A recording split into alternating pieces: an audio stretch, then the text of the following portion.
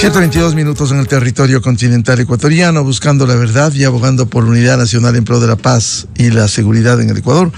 Queremos abrir un espacio para analizar el presente y el futuro de la administración del oleoducto de crudos pesados, el OCP. Recordemos que durante 20 años aproximadamente estuvo administrada por un consorcio que de alguna manera lo hizo con eficiencia y con el aporte de sacar petróleo de determinados campos para la exportación de petróleo del país.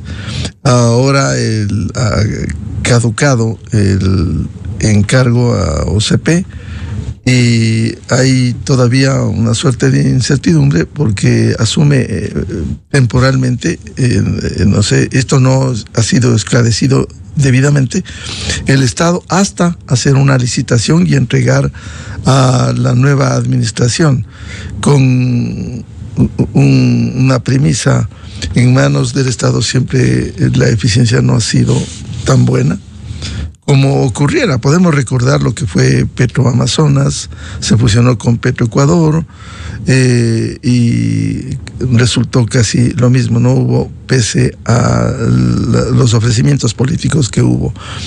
¿Cómo ve el futuro del OCP? Quiero preguntarle, dada la experiencia, al doctor René Ortiz, exministro de Energía, y luego hablamos aquí en estudios con el ingeniero Ramiro Páez, exfuncionario de CEPE, Petroecuador, director de Repsol en varios países, gerente de Petrolia en Ecuador.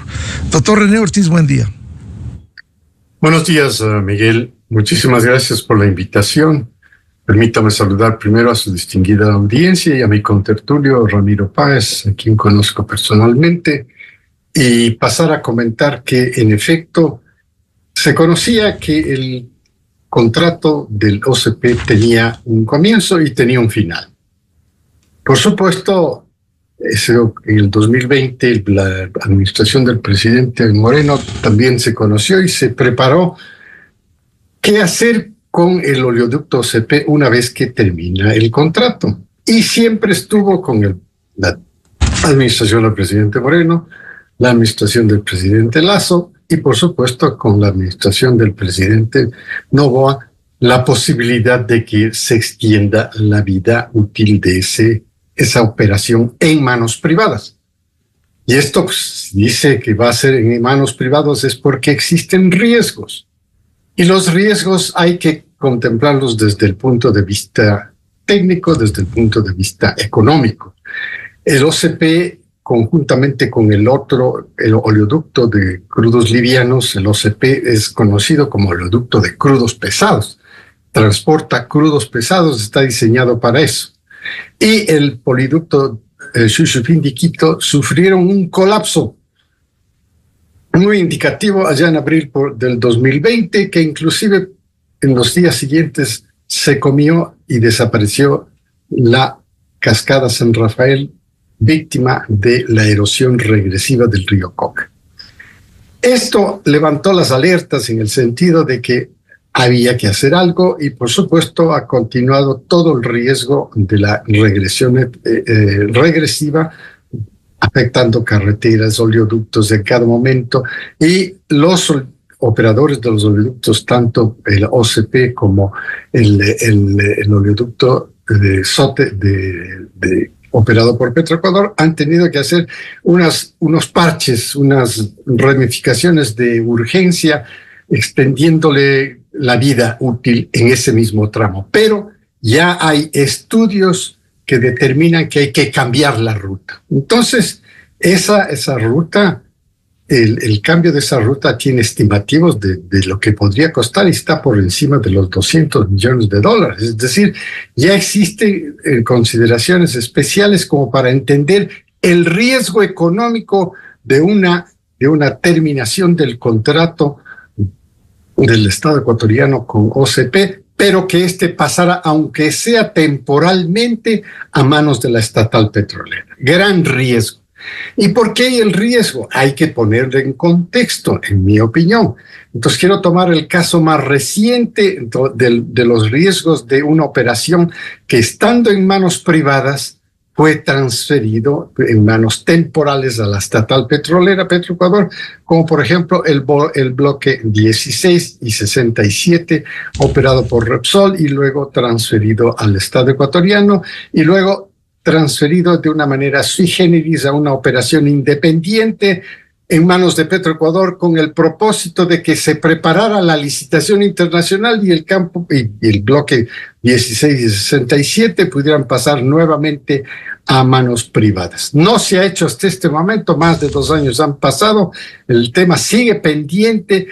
Por supuesto, existen, en mi opinión, detrás de todo esto una serie de intereses, principalmente de los sindicatos de trabajadores que se oponen que esto pueda continuar siendo operado por una empresa privada. Y entonces lo esperado es que esta administración del presidente Noboa terminara por pronunciarse qué va a hacer con el oleoducto de crudos pesados. ¿Por qué? Porque el bloque 16-67 operado por Petroecuador temporalmente ha perdido producción.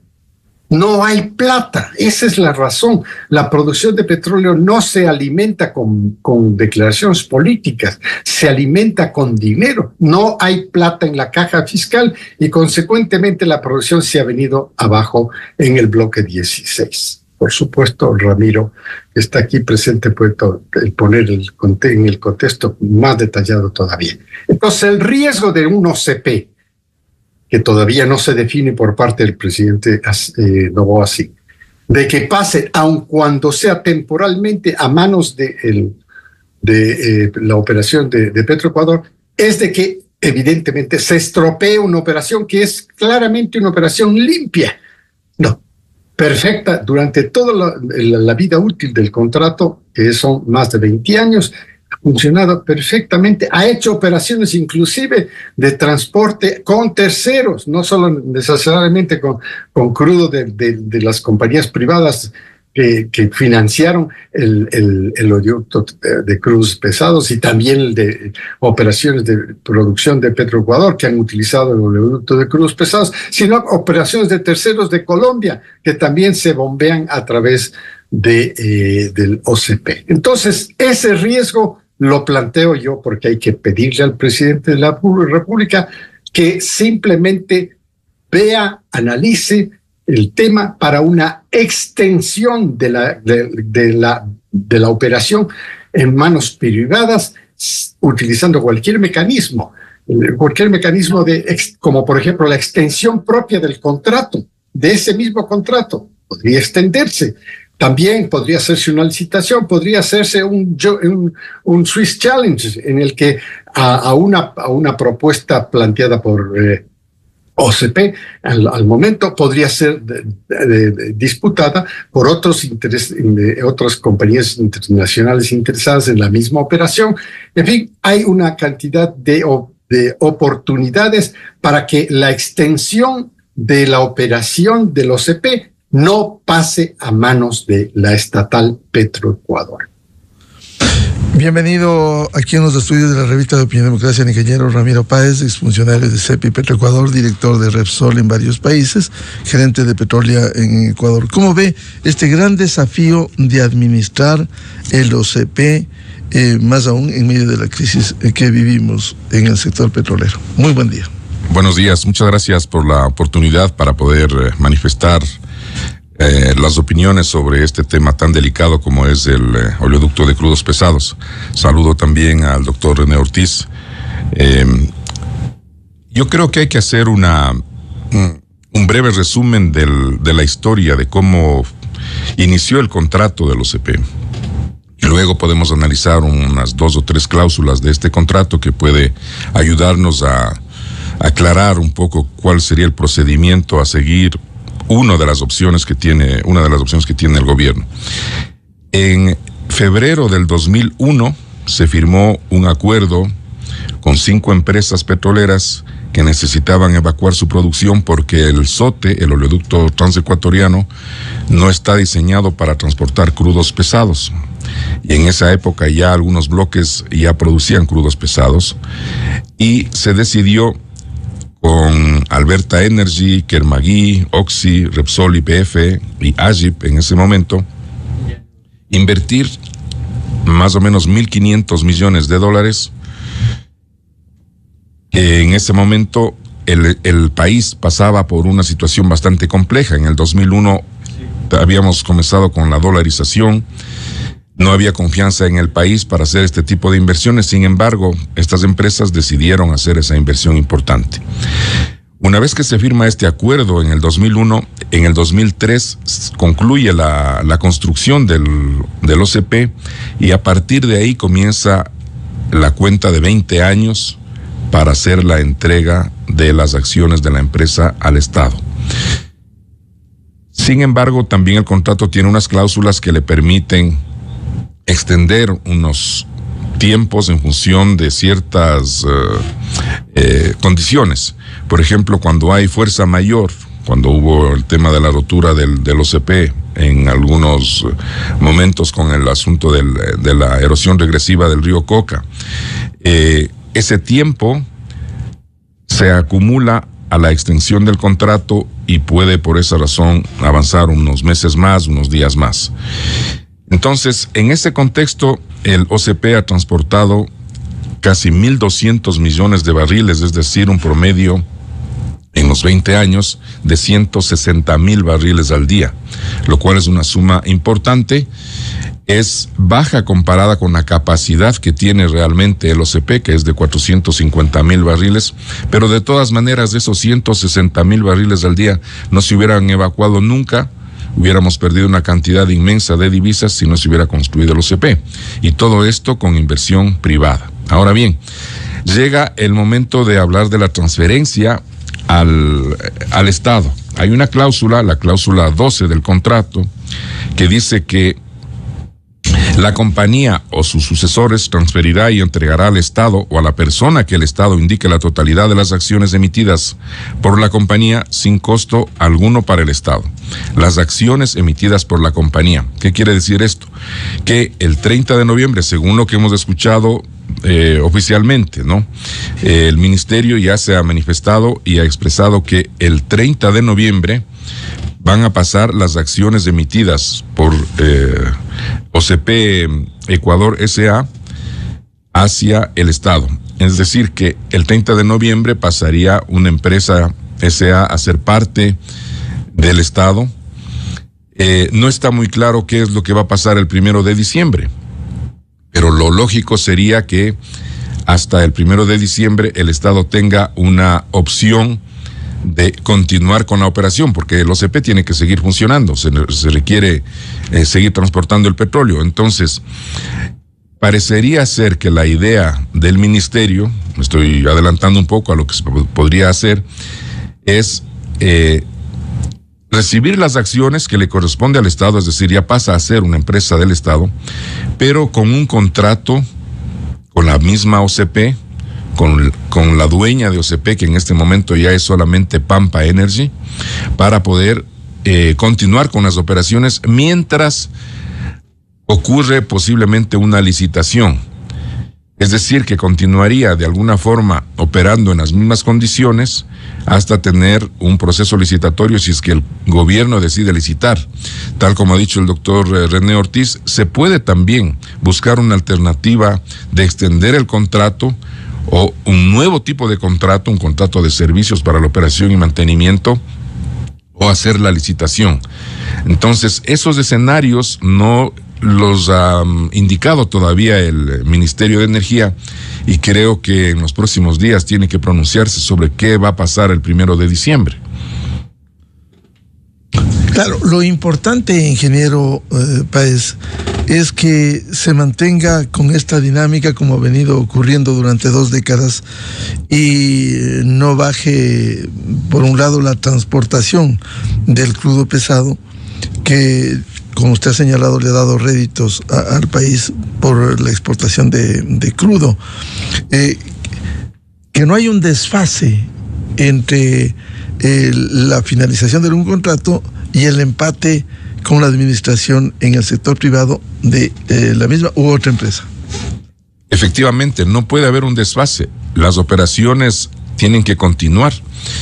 El OCP necesita alrededor de $60 millones al año para los costos de operación. Es decir, que requiere aproximadamente unos 5 millones mensuales, ¿no? Rápidamente las cuentas. Ese dinero viene del pago de las tarifas. Tiene que venir del pago de las tarifas. No puede pasar esto a depender de un presupuesto del Estado o del Ministerio de Finanzas, o tal como ocurre desafortunadamente con Petroecuador, a preparar un presupuesto para que le aprueben, le reducen, etcétera, y pase a ser parte de un grupo de empresas estatales que no tiene los recursos económicos por un lado, y por otro lado que entre en un sistema bastante obsoleto como es esto de las compras públicas y la contratación pública a través del CERCOP, que es un proceso bastante complejo, delicado. Procesos engorrosos, y que en la mayoría de casos no terminan con una adjudicación. Entonces, una empresa que tiene que operar 24 horas no puede depender de esa burocracia. Tiene que ser una entidad independiente, debe tener autonomía, debe recibir las tarifas, el pago de la tarifa por el transporte a tiempo. Es decir, que tiene que manejarse como una empresa privada normal. Doctor René Ortiz, este tema es importante. ¿Cómo evitar que deje de haber eficiencia en el transporte del crudo pesado por este vacío que pudiera darse al dejar la administración actual de OCP y hasta encontrar una nueva administración?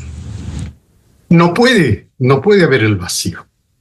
La operación tiene que continuar. Todos los días está funcionando. Hoy día está funcionando y funciona a las 24 horas del día. Entonces, el vacío crea una incertidumbre que, por supuesto, hay que pedirle a la administración del presidente Noboa que no nos deje al país en la incertidumbre de qué va a pasar con la operación. ¿De qué? Del día siguiente al 30 de noviembre, el 1 de diciembre. Como dice Ramiro, ¿qué va a pasar? Entonces estamos frente a la incertidumbre que por supuesto crea además una muy mala imagen de credibilidad sobre el manejo estatal de sus actividades. Y entonces esto le ha llevado a Petroecuador a desacreditarse. Y por supuesto está Petroecuador dentro de este esquema de contratación pública que es engorroso, como usted mismo lo pone, directamente relacionado para comprar un tornillo como para comprar una bomba, directamente relacionada con el CERCOP, que es esta agencia del gobierno que maneja la contratación pública. Entonces no podemos correr ese riesgo. El presidente tiene todo el mes tiene aproximadamente unos 20 días para definir qué mismo va a hacer con la operación. Las acciones, como acaba de ponerlo Ramiro, ya se entregarían al gobierno nacional. Es parte del proceso de transferencia que señala el contrato. Pero la operación tiene que continuar y lo estamos sugiriendo desde muchos ángulos, que se haga esta operación de manera continua, sea con la misma empresa, OCP. Existen las condiciones como para poder renegociar el contrato o la extensión del contrato. Existen las condiciones. Ya se conocen unos estimativos, están en el orden de los $200 millones lo que hay que hacer de inversiones adicionales para cambiar la ruta. ¿Por qué? Porque el riesgo de la erosión regresiva sigue ahí. Y claro, si uno está en capacidad de tomar esas decisiones, si el gobierno está en capacidad de tomar esas decisiones, que las tome. Hay otras opciones de contratación. Y claro, lo que ocurre es que ese estimativo de una operación continuada en manos de Petroecuador con $60 millones solamente para pagar los gastos operativos diarios sin hacer ninguna inversión es otro riesgo que no puede correr, y se le está alertando al presidente de la República para que tome una decisión diferente, que es la continuación de la operación con cualquier operador privado bajo cualquier modalidad de contratación que considere el gobierno. Esa es la administración del presidente Noboa, pero tiene que hacerse en los próximos días. Ya no se puede esperar, ya no se puede crear ese tipo de incertidumbre de qué va a pasar el día 31 y el 31 a las 12 de la noche y el día 31 de noviembre a las 12 de la noche y el 1 de diciembre de 2024 a las 12:01. ¿Qué va a pasar? ¿Qué va a pasar con esa operación? Porque la operación no puede cambiar, no puede detenerse. Hay compromisos contractuales. Entonces, señalaba y quiero puntualizar el tema de las tarifas. Petroecuador, para transportar crudo pesado, tiene que pagar una tarifa especial que está contractualmente acordada, tiene que pagar y es parte de los ingresos que tiene el OCP, pero también tiene otros contratistas de Ecuador que pagan a OCP la tarifa que acuerden cada uno de ellos, de las dos partes, pero también existen unos terceros de Colombia que también tienen acuerdos firmados con OCP para la transportación de crudo de orito en Colombia por el OCP de Ecuador. Es decir, todo esto está en vilo en este momento, no se sabe, todos estos ingresos, no se sabe qué va a pasar con una operación que no está definida.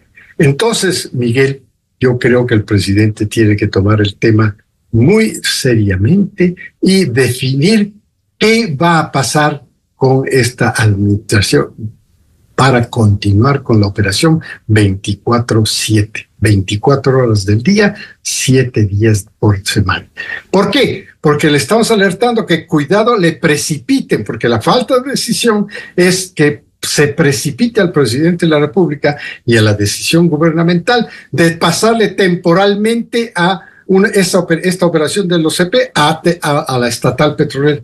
Cuidado, le estamos alertando, cuidado. ¿Por qué? Porque ya se dio otra terminación de un contrato de exploración y producción de petróleo justamente en el bloque 1667 y este bloque ha ido perdiendo producción en manos de Petroecuador por esa temporalidad y por esa dependencia que tiene Petroecuador de trabajar para todas sus operaciones, para todos sus gastos, para cubrir todos sus gastos, sus compras, etcétera. Tiene que trabajar directamente con una institución como el CERCOP.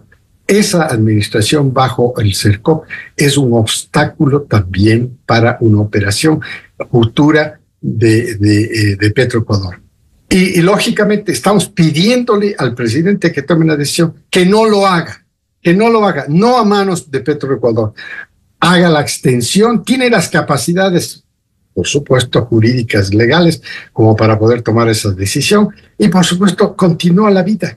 No ha pasado nada, tiene que seguir bombeando, porque ese es el objetivo de la operación, de este bien, que ahora ya no sería propiedad de una empresa privada, sino propiedad del Estado, que concesiona bajo cualquier modalidad contractual, concesiona a otro privado o a la misma privada OCP que continúe la operación, pero no nos deje bajo esta incertidumbre de qué va a pasar después del 31 de noviembre y el comienzo de una nueva operación a partir del 1 de diciembre del 2024.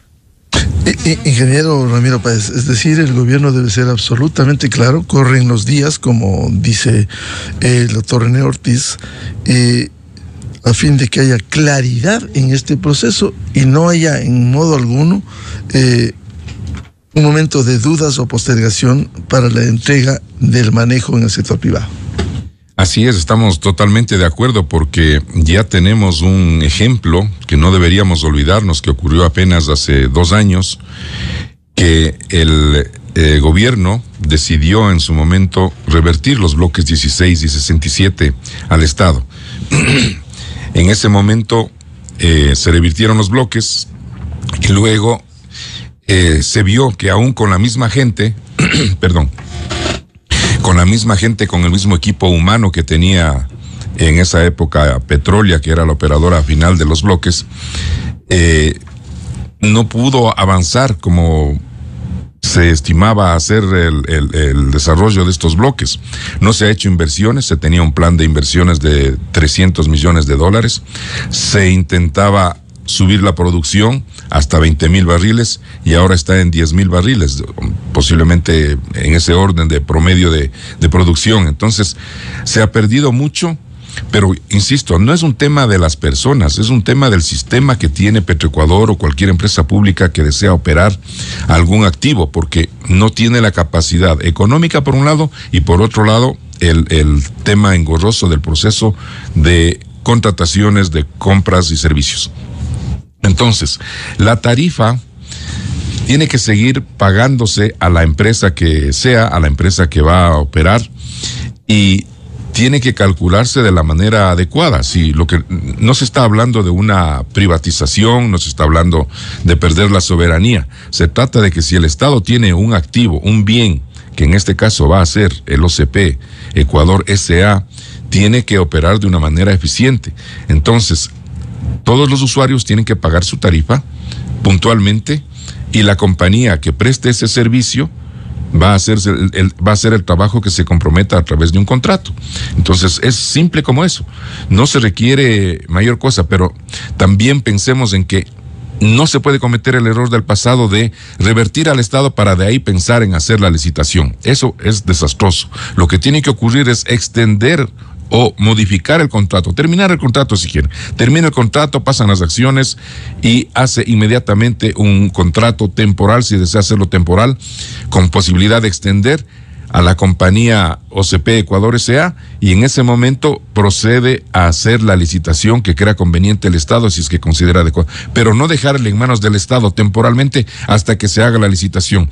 En el caso del bloque 16 han transcurrido 2 años y todavía no ha iniciado la licitación, que toma 1 año por lo menos la licitación, es decir que no veremos un nuevo operador en el bloque 16 hasta después de 1 año, en el mejor de los casos.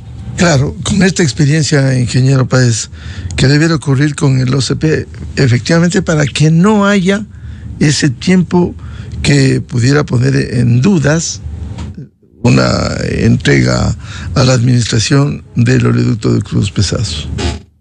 Claro, claro. Ya, como digo, tenemos una buena experiencia y una mala experiencia en esto, entonces creo que hay que aprender del pasado y simplemente buscar la mejor manera para que haya una continuidad eficiente en las operaciones del OCP. ¿Qué debiera hacer el gobierno? ¿No cree que faltan, ingeniero Páez, mensajes más claros para dar certezas y certidumbre en este proceso? Salió un comunicado que habla de la transferencia de las acciones y del inicio de un proceso de licitación. Creo que falta complementar ese plan con algo más directo que diga se va a continuar con la operación de una manera normal hasta cuando se obtenga el ganador de una licitación, si desea licitar. Pero hay otras maneras también. Si el Estado puede, y el Ministerio de Energía en particular, es el rector de la política petrolera, entonces puede adjudicar directamente. Se puede conseguir las aprobaciones necesarias para que se extienda el contrato y se negocie. Pero ya sería un contrato, posiblemente, digamos, la palabra extensión tal vez no esté bien utilizada porque no es el mismo contrato el que tiene que continuar. Se podría hacer un nuevo contrato con otras condiciones porque ya sería un contratista de servicios. Pero con los mismos administradores. Correctamente, con los mismos administradores, sí. Doctor René Ortiz, ¿no cree que ha faltado desde el gobierno un poco de precisión, claridad, más allá del comunicado, que permita dar certezas y que aquí no va a quedar un solo minuto en un estado de incertidumbre? Yo creo que el presidente Noboa tiene que ser mejor informado. Creo que la forma como podemos hacer que el presidente tenga mejor información es a través de estos programas, como el que está manejando usted en este momento. Se le está dando una forma de vida al OCP inmediatamente después de la transferencia física de esas acciones, que es lo que va a ocurrir. El activo no se transfiere, el activo va a seguir siendo operado por la misma gente que está operado en este momento. Pero la incertidumbre en la que nos ha dejado ese comunicado de prensa es que ¿qué va a pasar después de la entrega y después de que el Estado tenga las acciones? ¿Quién va a operar? Porque ya termina, si no ha habido ningún acuerdo con la actual operadora, tiene que decirnos qué va a pasar con el siguiente día de operación. Entonces, el riesgo, estamos anticipando, no puede ser entregar a Petroecuador. Ya sabemos que aquí hay muchísimo más riesgo de que la operación se estropee, y no queremos que se estropee. Al contrario, no queremos que se estropee, porque esos ingresos que se generan por el bombeo de ese crudo pesado a través del OCP, queremos que continúe. Pero también aparecen los riesgos contractuales, porque hay riesgos contractuales con compañías que utilizan la misma infraestructura, pero que no saben qué hacer después de la entrega física de las acciones, para que ellos estén tranquilos de que el siguiente día van a seguir bombeando la misma cantidad de crudo que se acaba de estimar de aproximadamente 150 mil barriles por día.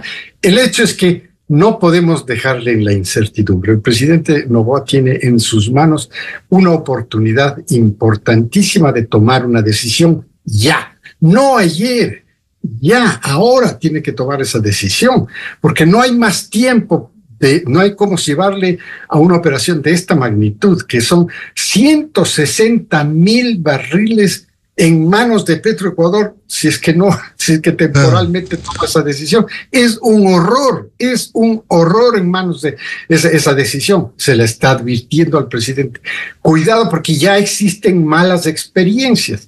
Entonces, dice, la forma como podría hacerse es un nuevo contrato por un periodo con la actual operadora, por un periodo que considere el gobierno necesario para preparar lo que todo el mundo le está pidiendo.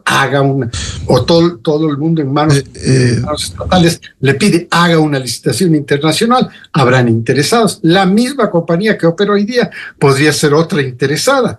Y por eso hay procedimientos contractuales como el Swiss Challenge. Dice, a ver, presente usted la oferta a la compañía actual para hacer un nuevo contrato, como dice Roque. Pero también puede haber otros interesados que digan y puedan presentar una mejor oferta. Sí, claro. Ya se hizo y se cumplió con un propósito gubernamental, que es tener una licitación. Pero no dejemos en la incertidumbre la operación inmediata. Para proceder a toda esta licitación internacional de quién podría ser el operador privado, no le dejemos en la incertidumbre de que no sabemos qué va a pasar el día 1 de diciembre. Es indicar hasta el día 1 de diciembre siga operando la compañía por X número de días mientras termina el proceso licitatorio que ha tomado como decisión el gobierno nacional. Para no quedar en incertidumbre, ingeniero Ramiro Páez, y para concluir, es decir, no dejar en incertidumbre como han coincidido y que no pase ni un minuto a Petroecuador. ¿Qué piensa usted? Como argumenta el doctor René Ortiz. Así es, estamos todos de acuerdo. Fíjese que un detalle no menor y muy importante es que actualmente el SOTE, que debe transportar los 350,000 barriles al día, no lo está haciendo por falta de repuestos y por falta de maquinaria, falta de unidades de bombeo que funcionen en sus estaciones de bombeo, y le ha pedido desde hace algún tiempo, yo pienso que ya son más de 12 meses, que le ha pedido al OCP para que transporte a través del OCP parte del crudo que no alcanza a evacuar el SOTE. Más de 30,000 barriles al día el OCP transporta de crudo que debía transportar el SOTE. Entonces, ahí vemos que ni siquiera el SOTE tiene la capacidad para transportar lo que debería haber transportado. Y no es por la gente, insisto, ya de forma reiterada, pero es que no hay un proceso fácil para una empresa operadora en la compra de repuestos, en la compra de vehículos.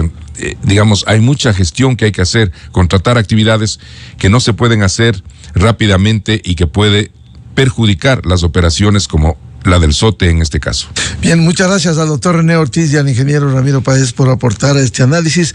El gobierno tiene la palabra para hacerlo con oportunidad y con eficiencia. Muchas gracias a René y al ingeniero Páez. Muy amable, gracias. Muchas gracias. Buenos días. Buenos días. 7:56 en el territorio continental ecuatoriano. Vamos a una pausa y ya volvemos. Buscando la verdad, tenemos previsto un diálogo con el primer vicepresidente de la Asamblea Nacional, asambleísta Otto Vera. Desde 1984 con Gonzalo Rosero. la revista de Opinión Democracia. Siempre líderes, siempre